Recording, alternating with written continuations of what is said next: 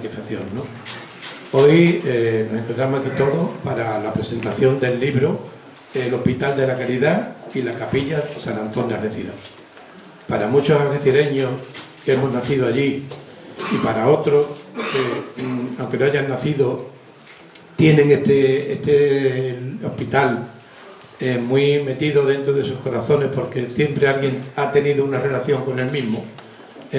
Creo que es una joya el poder tener el libro y tener recopilado tantísimos datos como han recogido Antonio y Roberto.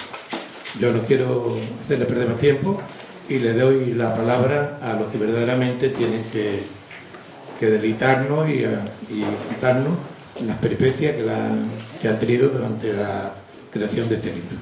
Buenos días.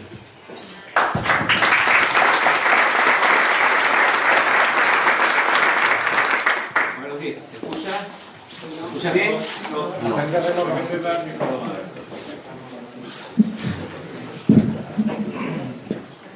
¿Sí? ¿Ahora? No.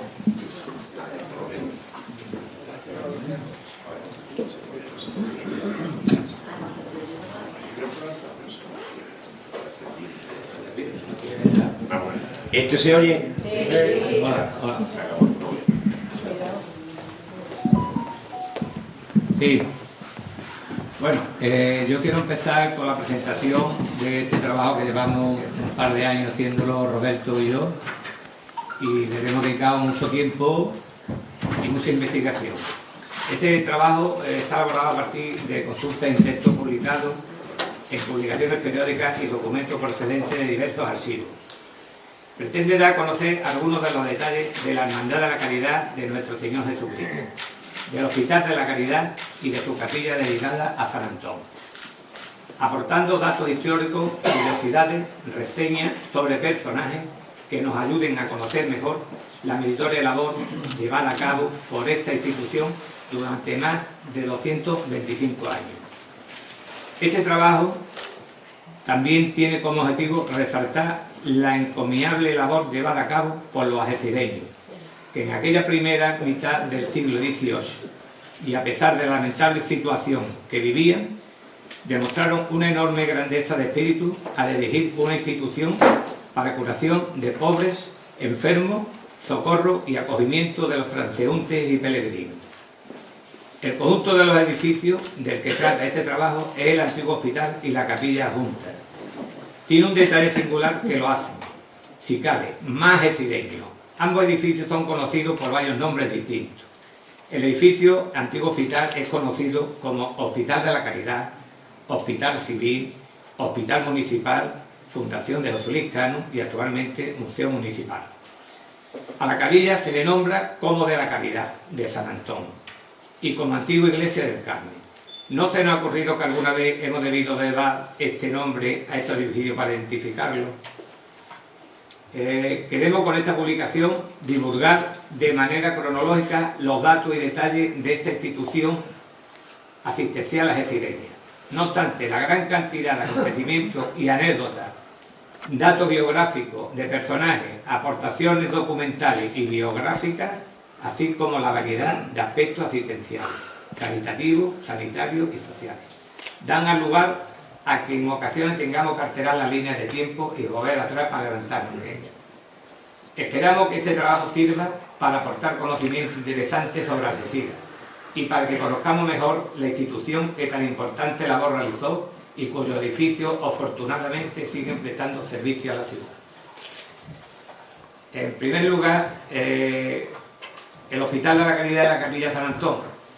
Nos situamos en Algeciras a principios del siglo XVIII, en verano de 1704, durante la Guerra de Sucesión.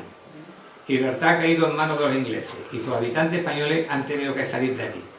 Los más humildes han buscado la manera más exitosa de vivir en los alrededores del Peñón, en espera de que las armas de Felipe V recuperen la roca y así poder volver a sus casas, negocios, en definitiva, a su vida anterior. Algunos, los menos afortunados, han decidido venir a vivir a las ruinas de Algeciras medieval, que llevaban más de 300 años abandonadas y que contaban con una escasa población, dispersa, que se ocupaba de los cortijos y huertas existentes en la zona, que hoy ocupa la ciudad, la existencia de piedras labradas, de sillares procedentes de edificios y murallas, la ubicación de la ciudad junto al mar, la tierra de labor y huertos existentes, las buenas aguas del río de la Miel, hacen que sea un buen lugar para aquellos que esperan volver a Gibraltar.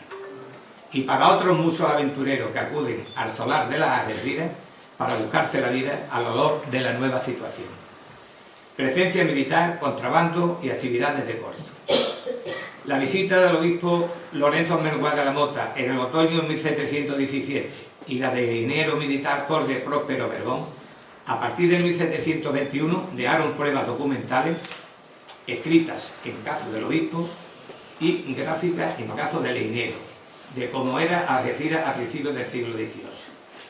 Imaginamos los inicios de aquellas personas que comenzaron a principios del siglo XVIII a construir y urbanizar una ciudad sobre unas ruinas medievales. Sabemos que en el 1711 algecireños disponen de un primer cementerio junto al primitivo oratorio de la ermita de la Virgen de Europa, que a partir de junio de 1723 comienzan a construir la iglesia parroquial de Santa María de la Palma. En febrero de 1724 se le concedía a la parroquia, antes incluso de la independencia del municipio, que ese mismo año de 1724 Algeciras inicia las gestiones para independizarse de la ciudad de Gibraltar que reside en su campo. En 1725 el capitán Montañón comienza su proyecto de construir un convento y su correspondiente templo, con objeto de atraer al fraile y dar clases en la ciudad.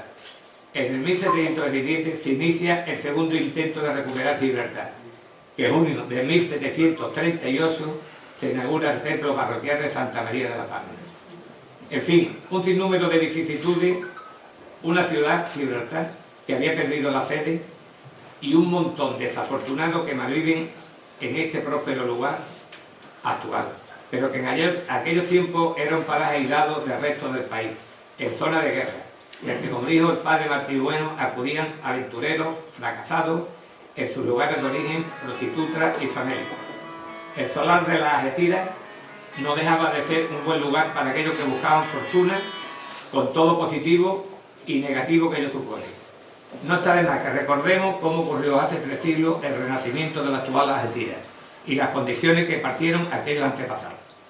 En los principios de aquel humilde poblado, que eso es lo que aquella renacida Algeciras, allá por el 1729, se crea la Hermandad de la Santa Caridad de nuestro Señor Jesucristo, que en junio de 1748 se solicita al obispo Fray Tomás del Valle un permiso y se le escribe una carta. Para este establecimiento y fundación en esta ciudad del Hospital General de la Santa Caridad de nuestro Señor Jesucristo, capilla en ella con el título de San Antonio Abad y hermandad de la misma para la curación de pobres enfermos, socorro y acogimiento de los transeúntes y peregrinos con los demás de su santo instituto. El 1 de julio de este mismo año, 1748, Fray Tomás del Valle contesta: en atención a los que suplicantes me ponen y el deseo que tenemos por el cumplimiento afecto de una obra tan útil y necesaria al bien común como la que intentan establecer, damos nuestra licencia y facultad a la Hermandad de la Caridad de San Antonio Abad, nuevamente fomentada en la población de Algeciras, para que puedan edificar el hospital y capilla que mencionan, percibiendo las limosnas que con este fin quieran contribuir los fieles. Con tal dicha hermandad haya de llevar cuenta y razón formal del cargo y data para presentarla ante nos en vista, y concedemos 40 días de indulgencia a todos los que contribuyen y ayudarse a este santo destino. Cristóbal Delgado, cronista oficial de Algeciras, en una conferencia pronunciada en agosto de 1998 con motivo del 275 aniversario de la parroquia de Santa María de la Palma, dijo: llegamos al 1748. Algo muy especial se mueve en el interior del nuevo pueblo algecireño. Estos hombres están abrumados por los propios problemas de la ciudad. Se van formando con un esfuerzo doloroso. Las carencias y las necesidades surgen a cada paso, y por si fuera poco, aún está en el aire el pleito que hace de resolver de la independencia de la nueva población. La supervivencia diaria es un problema que ha de resolver cada mañana el padre de familia. Sin embargo, ello no es óbice para que un buen día estos mismos algecireños se paren en seco y constituyan una hermandad de la Santa Caridad. con el fin de construir un hospital para socorrer a los pobres desvalidos. Es algo que nos llena de asombro y una pregunta a forma espontánea. ¿Y a ellos quién los socorrería?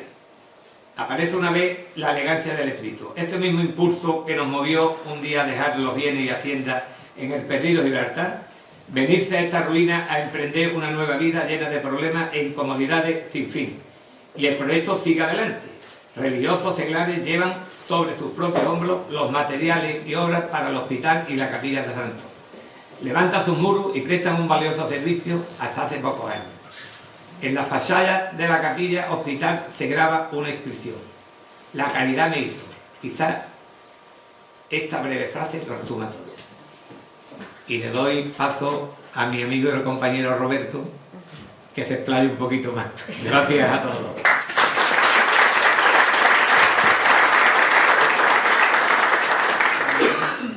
Hola, ¿se oye? Sí. Vale, buenos días a todos. Y por fin, y aquí está el amigo Antonio Haro presente, que ha sido el que más empeño ha puesto a que después de mucho tiempo, pues la verdad este libro hemos tardado tiempo en hacerlo, y además el COVID nos ayudó por un lado que teníamos más tiempo, pero por otro lado tampoco. Bueno, pues cuando hablamos de Algeciras, de cualquier lugar de Algeciras, de cualquier personaje, como ha leído Antonio en el principio del libro, Algeciras siempre se habla de la historia de Algeciras. O sea, ya hablemos de la iglesia de La Palma, de la capilla de Europa, del hospital militar, de cualquier lugar de Algeciras, se empieza siempre hablando de la historia de Algeciras. Hombre, pero es que vamos a hablar de un edificio. No, es que todo lo que hay en Algeciras tiene que ver con su historia, y especialmente, como decíamos, a partir de la toma de Gibraltar en 1704. Yo cuando voy a algún lugar a ver algún monumento, a una catedral, siempre me imagino cómo era lo que rodeaba ese edificio mientras se estaba construyendo. O sea, si nosotros vamos al Hospital de la Caridad, que evidentemente en el siglo XX no era igual que cuando se construyó en el siglo XVIII, pero nos imaginamos cómo era la ciudad alrededor de ese lugar donde se iba a hacer un hospital. ¿Y quiénes eran las gentes que vivían aquí? En ese mismo artículo de don Cristóbal Delgado que leía Antonio, se dice también que Algeciras en 1704, a principios del siglo XVIII, empieza a construirse cuando todas las ciudades importantes de España ya estaban construidas. O sea, tenemos a un grupo de personas que han llegado aquí, cada uno por los motivos que fueron, evidentemente pensando que aquí iban a estar mejor que de donde procedían. ¿Cómo estarían donde estaban? Que prefirieron venirse aquí. Evidentemente eran personas en busca de fortuna, gente que necesitaba y que se la jugaba viniendo aquí. Siempre que hablamos de los edificios de Algeciras, yo me acuerdo de pequeño siempre decían que el más antiguo era la capilla de Europa, ¿verdad? Por aquello del recuerdo, por ahí está Paco López, que sabe de eso mucho más que nosotros. Se pensaba porque, claro, el oratorio de la Virgen de Europa, el primitivo, era lo más antiguo, pero ese no es el edificio que tenemos hoy en día. El edificio más antiguo de la ciudad ahora mismo es la iglesia de La Palma, que es de 1738. Pero claro, el Hospital de la Caridad es el siguiente. Además, el Hospital de la Caridad, lógicamente, con la autorización eclesiástica, porque en aquel tiempo tanto la educación como la asistencia sanitaria dependían de la iglesia, de ella que da permiso para que se hiciera, pero es el primer edificio civil, vamos a llamarlo así, hecho por la gente de Algeciras. Y lo que hablábamos antes, ¿qué mueve a la gente de Algeciras en 1730, 40, cuando están como están, viviendo como viven, intentando que esta ciudad se independice de la ciudad de Gibraltar que reside en su campo y que estaba repartida por San Roque, por los barrios y aquí, para de pronto pedirle a Fray Tomás del Valle? Fray Tomás del Valle es una de las pocas personas con las que esta ciudad ha cumplido. Tiene su calle, afortunadamente, porque el papel que desempeña este obispo en el desarrollo de aquella ciudad, pensad que llega de obispo en 1731. Estamos en pleno disparate, vamos a llamarlo así, y aparece este obispo que sustituye al anterior, a don Lorenzo Armengual, con el que no hemos cumplido, y ahí está Juan Ignacio de Vicente, que es el experto, y Mercedes, que son los expertos en don Lorenzo Armengual. Con él no hemos cumplido, a ver si algún día se nos ocurre, pero con Fray Tomás del Valle sí, que es el que va a autorizar a estos algecireños que no tienen ni ayuntamiento, ni prácticamente organización urbanística, Berbón había intentado que la ciudad se urbanizara de una determinada manera y los algecireños, que ahí empezó el ADN nuestro de ser un poco desorganizados para todo, pues los algecireños empezaron a hacer la ciudad como ellos iban pudiendo y como Dios les daba a entender, porque tampoco es que hubiese aquí muchas autoridades para controlarlo. Bueno, pues en ese mare magnum deciden hacer un hospital. Nosotros lo que hemos hecho, porque claro, tú ves el hospital y tú dices, oiga, esto en 1752 se inaugura, además, hasta la inauguración fue curiosa. La inauguración del hospital, lógicamente, se iba a hacer un día de San Antón, el 17 de enero, ¿no?, que es el día de San Antón, y esa inauguración se tiene que posponer porque estaba lloviendo. ¿Y qué tenía que ver que lloviese para inaugurar un hospital? No, es que había una procesión cívica de los primeros enfermos que venían andando por la calle, dirigiéndose. Hablan los textos del Hospital Viejo. El Hospital Viejo probablemente fuera una casa de acogida que había en algún lugar de Algeciras, donde iban a llevar a los 3 primeros, que tenemos los nombres de aquellas personas que se van a dirigir hasta el nuevo hospital. Y claro, si estaba lloviendo no era cosa de que se mojaran los enfermos, ¿no? Lo tuvieron que dejar para final de mes, para el día 30 de enero. Eso fue en 1752. Evidentemente el hospital no es el mismo hospital que luego nosotros conocimos. La capilla se inaugura 2 años después, en 1754. Eso sí se hace el día de San Antón, el 17 de enero, y la van a inaugurar. Tenemos todos los datos en el libro de cómo fueron las primeras reuniones que se hicieron.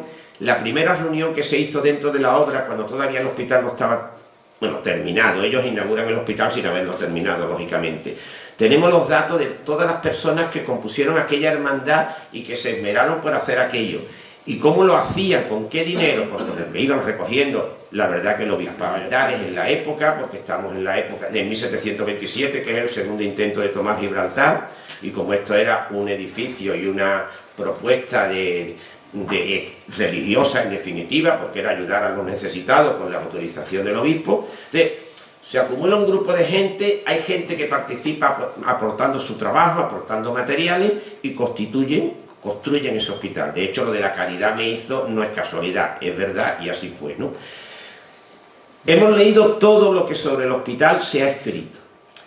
Hemos buscado documentos, y aquí Antonio es el experto en buscar documentación en los archivos sobre todos los datos que podemos tener. Estamos hablando desde 1750 a 1980, 220 y tantos años en que ese hospital va a hacer una función en la ciudad. Sabemos que al principio era una hermandad, como hemos visto, una hermandad caritativa. De hecho, en Algeciras hay una calle que es la calle Panadería, porque el hospital alquilaba panadería y esa panadería, por cada pieza de pan, una parte revertía en la misión caritativa que tenía el hospital. O sea, ese hospital va a influir mucho en todo lo que lo rodea. Aquí tenemos en el libro muchísimos datos de personajes que tuvieron que ver, por ejemplo, las monjas de la Inmaculada Concepción, que aparecen a finales del siglo XIX, o doña Emilia de Gamiro. ¿Os acordáis la calle de las Huertas, que se llamaba así? No es casualidad que fuera esa calle, doña Emilia. Podemos meter ahí, pues, la Cofradía del Carmen. La Cofradía del Carmen, que salía cuando salía el Día de la Virgen del Carmen, acompañado del Cristo atado a la columna, que eran los que componían esa cofradía. Muy curioso, porque en el libro aparece una imagen de 1918, una estampa de la Virgen del Carmen, donde dice que la Virgen del Carmen, que estaba en la capilla de San Antón, va a salir ese año después de 90 años sin salir. 90 años sin salir, o sea que había salido en 1828 y estuvo 90 años sin salir, y la cofradía hizo unas estampas que vendieron para conseguir fondos para que pudiera salir. El hospital y la capilla tenían un problema. Siempre tenían problemas económicos, siempre tuvieron problemas económicos, y muchas veces algunas de las cosas que querían hacer no las podían hacer. Por ejemplo, cuentan que al principio llegó alguien para hacer un retablo en la capilla, y en ese aspecto don Juan de Lima y su padre, que por ahí está Manolo Tapia, que también es muy experto en muchos temas, pero entre ellos de don Juan de Lima, le dicen a la persona: mire usted, nosotros no tenemos dinero para hacer retablos, suficiente tenemos con intentar darle de comer y darle asistencia a las personas que aquí están. De hecho, hay por ahí una anécdota que es una pelea entre los médicos y los farmacéuticos del hospital, porque decían los farmacéuticos que tenían que preparar con sus manos los mejunjes y las pócimas y las cosas, que los médicos querían que se le dieran a los enfermos medicamentos como si fueran ricos, Y claro, allí no había para darle eso. O sea, se daba lo que se podía y se asistía como se podía, etc. Bueno, pues claro, en esas condiciones era muy difícil. Si ya para darle abrigo y darle comida a los que estaban ingresados ya era difícil, pues para hacer un retablo y comprar imágenes y sacar imágenes a la calle, pues no podía. Hay un personaje, hemos dicho, don Juan de Lima. Pensad que este hospital durante la Guerra de la Independencia acoge a una cantidad enorme de personas que vienen desplazadas de la sierra y de todos los contornos, ya no heridas, simplemente enfermas que no comían, porque el hospital tenía una función, la función de casa de acogida de personas. Muchas personas estaban enfermas, pero no porque padecieran una enfermedad, sino porque estaban desnutridas, no tenían, eran personas que habían tenido mala suerte en la vida y se encontraban por ahí, habían venido a buscar fortuna y no la habían encontrado. ¿Qué ocurre? Que el hospital tiene la mala suerte de que antes de la Guerra de Independencia lo asumen, es una ley nacional de España, lo asumen los ayuntamientos. Y claro, el Ayuntamiento de Algeciras, con los problemas que ya tenía, se tiene que encargar de hacerse cargo de un hospital que tiene más problemas que el Ayuntamiento. Pero es que encima llega la Guerra de la Independencia, con lo cual se llena el hospital de personas que acuden, y además personas que no acuden un día. Constantemente están allí necesitando que les ayuden. Claro, eso da lugar a que hay un problema económico en el hospital, que es cuando aparece la figura de don Juan de Lima. Todo el mundo sabe la plazoleta que hay delante de la capilla, que muchos le dicen, como decía ayer Juan cuando estaba en el colegio, en Algeciras todas las cosas tienen 2 o 3 nombres distintos. Pues la Plaza de la Caridad, que es la plaza delante, en 1892 se le pone el nombre de Plaza Don Juan de Lima. No Juan de Lima, Don Juan de Lima. Por cierto, si ustedes entran en la capilla verán que hay una lápida donde hay una poesía dedicada a don Juan de Lima y dice que falleció en diciembre de 1812. Pero si ustedes miran la placa que hay en la calle, pone que falleció en 1813. Simplemente era entrar, mirar el dato y ponerlo, pero se ve que no. 1812-1813 fallece don Juan de Lima y deja una deuda personal. Él era el administrador de la herencia suya y de sus hermanos, porque su padre había dejado una buena herencia, y él se dedica a poner dinero de ese capital que él tiene para sostener el hospital. ¿Qué ocurre? Que cuando él fallece y los hermanos van a ver cómo está su dinero, el que estaba junto, el de todo, se dan cuenta que gran parte de ese dinero ya no está, porque don Juan de Lima ha puesto su parte y parte del dinero de los hermanos. Es muy curioso, eso lo cuenta don Emilio Santacana, y dice que los hermanos renunciaron a ese dinero, tampoco tenían otra, ¿eh? El hospital no podía mantenerse en el día a día, estaba como para pagar deudas anteriores, no podía. Entonces don Juan de Lima pone una cantidad de dinero. Claro, aquello le vino bien al hospital, pero no dejaba de señalar que el hospital no era capaz de generar ingresos como para mantenerse, nunca fue capaz. El hospital tuvo épocas en que estaba muy mal, hay incendios en el hospital, hay muchos problemas, porque ya digo, no solamente era mantener un edificio, que también era un edificio muy precario, es como el edificio del asilo. Los edificios que se hacen con la caridad de la gente y con las limosnas, se hacen como se puede, porque además son edificios que hay que terminarlos urgentemente, porque la necesidad que tiene el edificio para atender a las personas que lo necesitan, al final hace que se acaben como se pueda, con los elementos que se puede, con los materiales que se puede, y claro, a la larga o tienen un gran mantenimiento o van a estar mal siempre. Eso le pasó al edificio de la Caridad. Personajes, por ejemplo, todo el mundo conoce a don Ventura Morón. Don Ventura Morón, que fue además, hay una placa todavía en los salones altos del museo, como ahora es el museo, donde aparece una placa dedicada a don Ventura. Don Ventura siempre ejerció la dirección durante mucho tiempo, y resulta que don Ventura tuvo afortunadamente un cuñado, el hermano de la mujer, que sabéis la historia de don Joaquín Ibáñez Cordón, que es el que le da nombre a la plazoleta que hay detrás, donde estaba el Bar Manolo, donde está el Instituto Ventura Morón. Esa plazoleta se llama Joaquín Ibáñez. ¿Quién era Joaquín Ibáñez? Pues Joaquín Ibáñez era, ponemos una foto de Joaquín Ibáñez en el libro. Joaquín Ibáñez era el cuñado de don Ventura, un personaje genial, un niño de familia bien, con hermanas, pero el único varón es él. Y Joaquín, cuando es joven, lo manda el padre a estudiar a Madrid, podía hacerlo, estamos hablando de finales del siglo XIX, 1890, por ahí. y él se ve que en Madrid se dedica a la buena vida, económicamente estaba muy bien, hasta que un día el padre le dice que vaya a Madrid a ver cómo van los temas del estudio. A él, que no le interesa que el padre vea cómo van los temas, no se le ocurre otra cosa que irse a Argentina. Se va a Argentina, a Buenos Aires, como un inmigrante, a buscarse la vida y un poco, pues, para no pasar la vergüenza de presentarle cuentas a su padre y para buscar fortuna también. Él se hace un gran hombre de negocio en Argentina, en Buenos Aires, consigue ser propietario de un banco, los bancos de aquella época, no los bancos de ahora, y al final, cuando resuelve su situación y se convierte en una persona de éxito, vuelve a Algeciras y entabla una relación con su familia, con sus padres, con sus hermanas. Pero claro, una de sus hermanas está casada con don Ventura. Qué ocasión para don Ventura, ¿verdad? De decirle, tengo problemas en el hospital. Y qué ocasión para don Joaquín de decir, yo te ayudo. La ayuda es genial, estamos hablando de los años 20, de 1920 y tanto. Él va a poner dinero para hacer una obra de restauración del hospital, pero en el fondo no se fía de que el dinero que él pueda poner se utilice para lo que se debe utilizar. Y utiliza a la figura del director del Hotel Cristina, don Jaime Thompson, que había sido el arquitecto. ¿Veis cómo se va liando la historia de la ciudad y se va mezclando todo? Utiliza a don Jaime Thompson, que es el director del hotel, que es muy amigo suyo y de don Ventura, para que supervise el dinero que se va a invertir en la obra de... Se hace un pliego de condiciones, lo que se va a hacer en el hospital, y le dice a don Jaime Thompson que vaya pagando conforme se certifiquen las obras. No se lo da a don Ventura, a su cuñado, porque entiende que si don Ventura ya es el director del hospital, es un poco lío que el director haga eso, ¿no?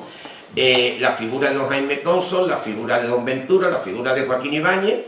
Eso da lugar a que si ustedes entran en el patio del museo, porque ahora es el museo, verán una placa, que es una de las placas más bonitas que yo he leído nunca, en que don Joaquín, cuando da el dinero, dice que él pone como condición que se le ponga una placa dedicada a sus padres, a aquellos padres a los que él le dio el disgusto de dejarlos plantados e irse a Buenos Aires, pues le dedica su acto benéfico. Él dice que él pone dinero para mejorar el hospital, primero porque el hospital lo necesita, y segundo, para dejar el recuerdo de sus amados padres. Lo pone en la placa y es muy curioso.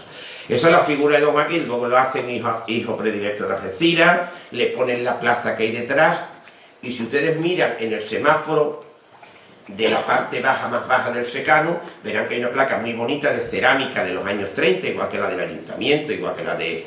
bueno, la del parque que había antes, no la de ahora, o la de la Plaza Alta, dedicada a don Joaquín Ibáñez. Fijaros que hemos hablado de un montón de personas, no hemos hablado del primero, que deberíamos haberlo dicho cuando hablamos del primer obispo, de Fray Tomás del Valle, que era Pablo José de Rosas, el primer párroco de Algeciras. Primer párroco de Algeciras desde que se crea la parroquia en 1724 hasta que fallece en 1777.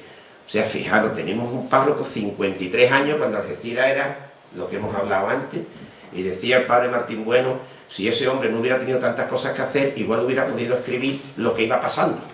Si hubiera hecho un diario, el padre Pablo José de Rosas, contando aquella Algeciras que iba haciendo una iglesia de La Palma, un convento en la calle Convento, iba haciendo un hospital de caridad con su capilla, estaba peleándose para ser un pueblo independiente, tenía problemas con el Pósito, a todo esto hay una guerra con Gibraltar, a todo esto sigue llegando gente. Pues así empezó el hospital, en esa situación, y sabéis, como todos sabemos, que el hospital acabó siendo pues un hospital municipal, como otros tantos de España, que a partir de 1900, bueno, primero se hace el Hospital de la Cruz Roja y luego se hace en 1978 la residencia sanitaria, el Hospital Punta Europa, con lo cual ya el hospital pierde mucha de su importancia. Hacemos una lista porque era un problema, qué médicos, qué practicantes, los famosos practicantes de medicina y cirugía que actuaban en el hospital. El otro día comentaba yo en otro sitio que antes, ahora cuando un médico hace una intervención quirúrgica importante, pues se dice el médico y la intervención que ha hecho. Antiguamente se decía el médico y los practicantes que actuaron con él en la operación.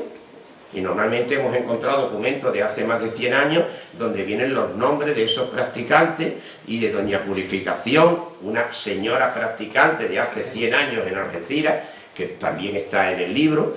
Y ya digo que son personajes muy importantes para nuestra ciudad, y lo que decía Antonio al principio, todos los algecireños tenemos alguna relación con el hospital. Unos han nacido, otros han tenido intervenciones quirúrgicas, los que tenemos una edad nos operaron a todos de la garganta, de las amígdalas allí, ¿verdad? Si hiciéramos, ¿quién está operado de amigdalitis? Pues todos nos operaban allí, y en fin, es un lugar importante para nosotros, y afortunadamente, primero como Fundación José Luis Cano, y ahora como Museo Municipal desde 2016, lo conservamos teniendo uso, porque muchas veces se conserva un edificio, pero como no se usa para nada, pues al final se deteriora y no hay quien lo mantenga. Afortunadamente, ya digo, cuando entramos al museo, además se hace la prueba, vamos al museo y todo el mundo, si es de Algeciras o lleva mucho tiempo aquí, acaba contándote dónde se operó de no sé qué. Y aquí nací yo, y aquí tal, incluso también había allí un tanatorio de cuando, una sala, el mortuorio y demás. Por eso digo que nuestro museo, afortunadamente, además de para visitarlo como lugar donde hay obras de arte y donde se cuenta la historia de Algeciras, también es un lugar que gracias a Dios se mantiene, y es nuestro hospital, para nosotros un hospital más o menos normal de los años 60, 70, 80, pero para la ciudad un edificio muy significativo de, como decía don Cristóbal Delgado, los algecireños demostraron en aquel momento que eran capaces de ayudar a los demás cuando a ellos casi no los ayudaba nadie. Pues simplemente eso, muchas gracias por todo, por estar aquí, espero que os resulte interesante todo lo que hemos recopilado.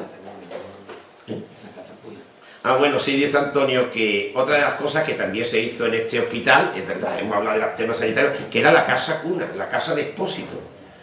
La casa de Expósito que estuvo instalada aquí, que además era una escuela de la de Cádiz, y hay una documentación tremenda de niños que vienen aquí, de otros lugares de la zona, porque esa, claro, al ser el único hospital en los contornos, al final acababan viniendo aquí. Hay cartas mandadas por el ayuntamiento de La Línea, ¿verdad? Pues mandaban un enfermo, y el enfermo lo asistían. Y claro, el ayuntamiento de Algeciras decía que si ese enfermo no era de aquí, alguien tenía que aportar más. Y entonces se carteaba con los distintos ayuntamientos y le decían, no, pero yo no se lo he mandado.